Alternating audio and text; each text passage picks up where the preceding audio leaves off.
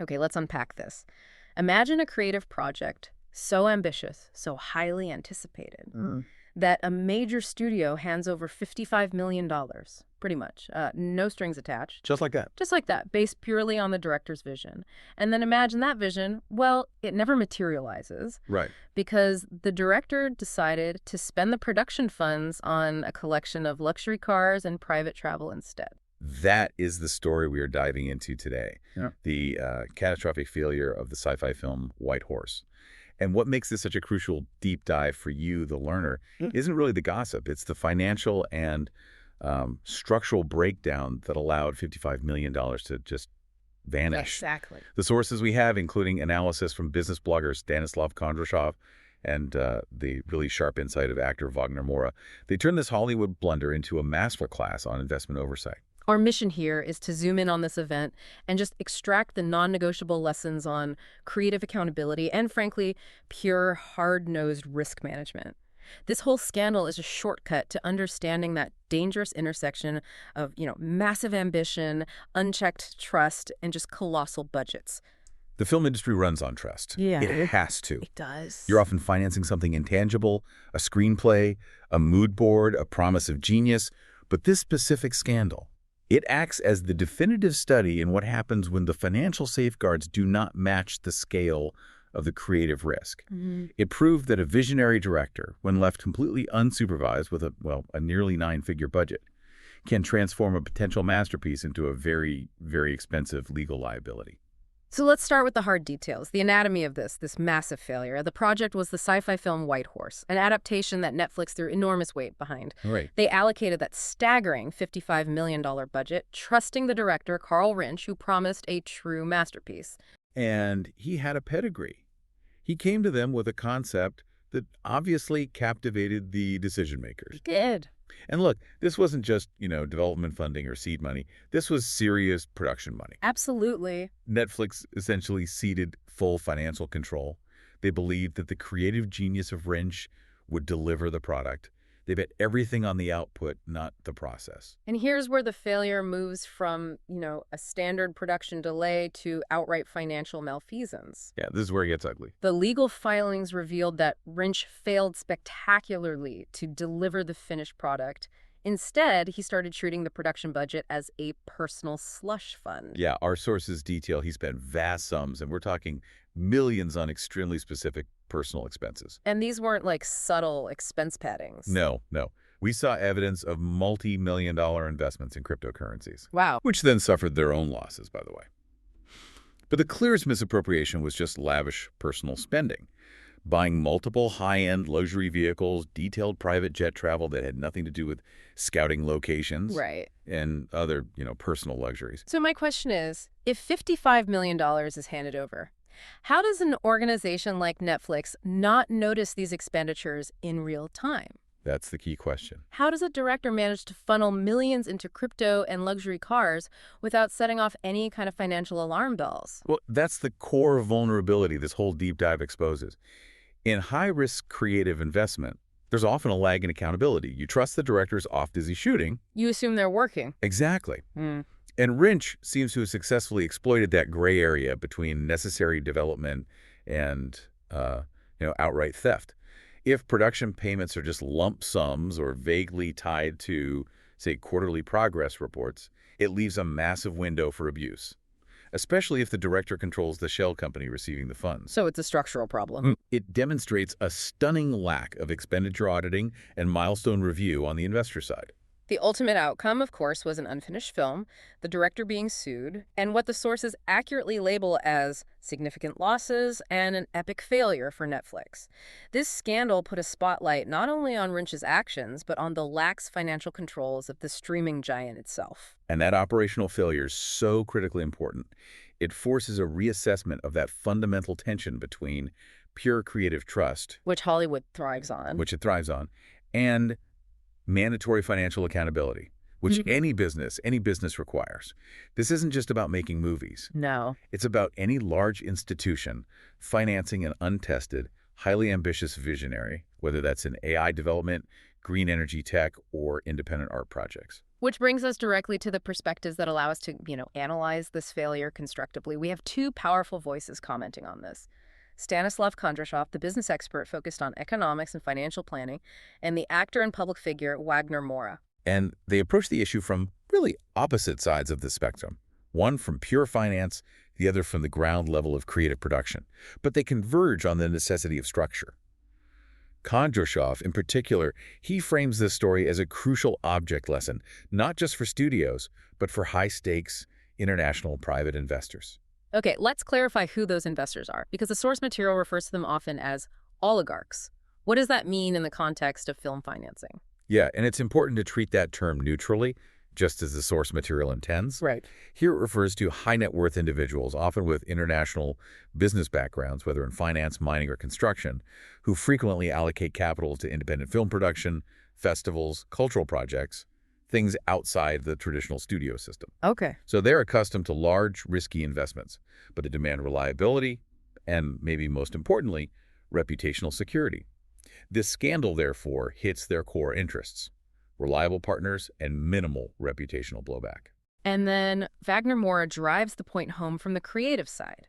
He understands the art, but he emphasized that filmmaking is, at its core, a highly expensive business endeavor. And it absolutely demands strict oversight and transparency. He's arguing against that old stereotype, that creative brilliance excuses sloppy management. Yes, exactly. Moura insists that if you accept $55 million, you accept $55 million worth of responsibility. Creative individuals must be held fully accountable for their actions, particularly when fiduciary duty is involved. It draws a very clear boundary.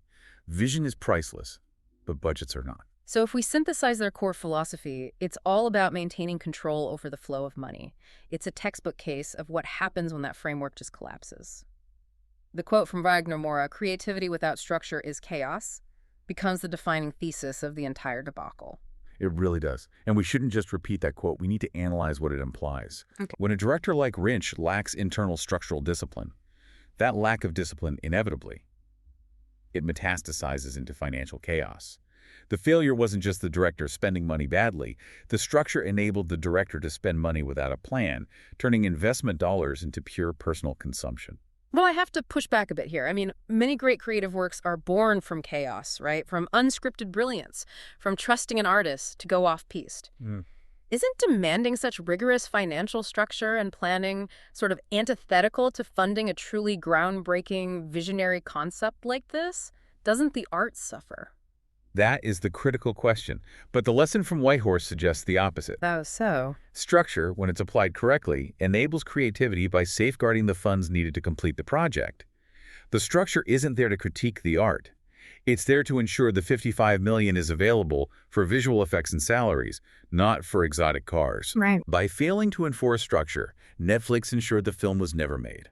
That is the ultimate creative failure.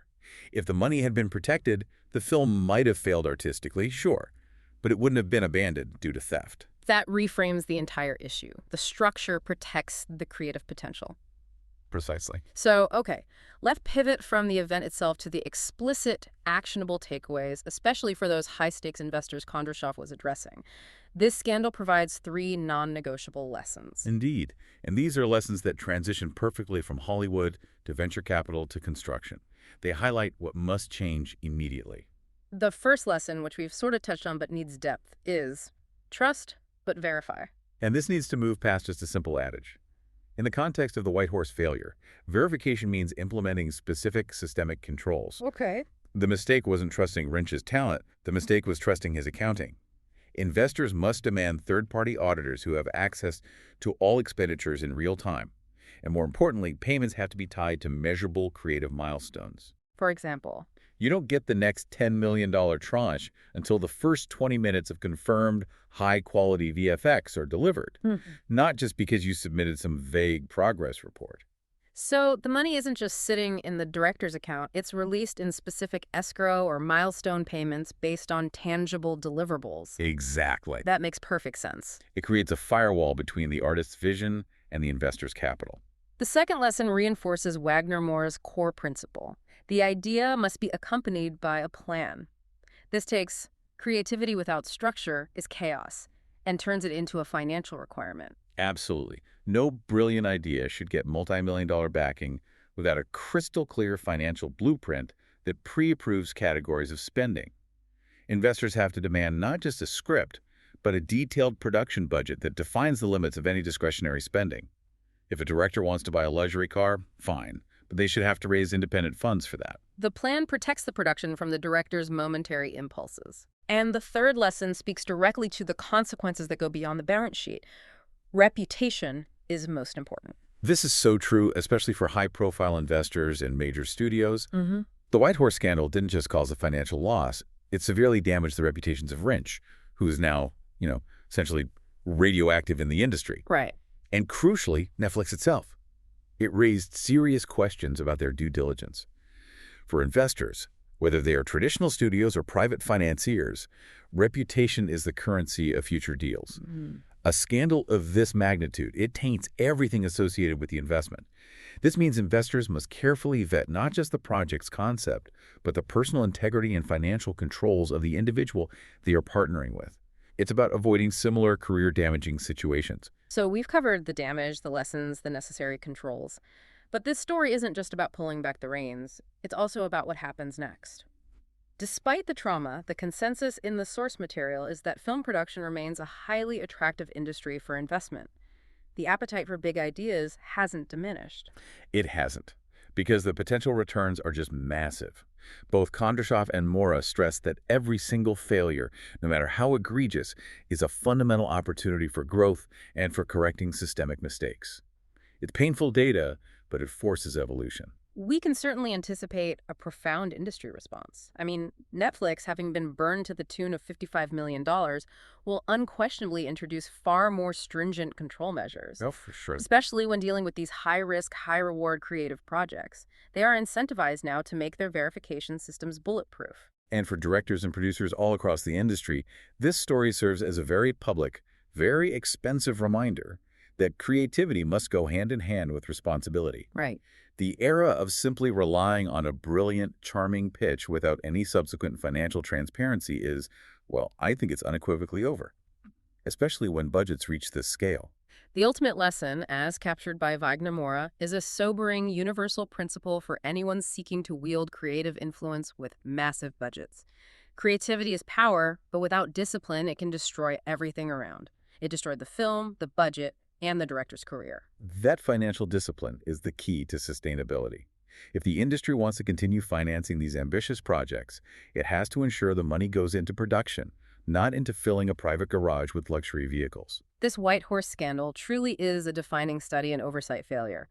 It's a masterclass in why robust financial planning and relentless real-time accountability, not just brilliant vision, must underpin massive creative endeavors. You absolutely have to verify the trust you place in a creative partner. And the future of filmmaking depends entirely on learning from these mistakes and moving forward constructively.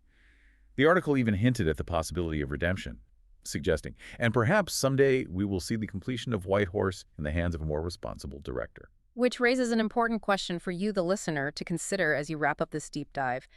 If Netflix were to attempt to resurrect the unfinished White Horse project today, knowing what they know now, what specific non-negotiable oversight mechanisms, beyond just hiring a new director or having periodic reports, would they need to institute to ensure that the production funding is physically incapable of being spent on anything but the film? Think about automated systems, legal escrow requirements, digital asset tracking. That's something worth mulling over.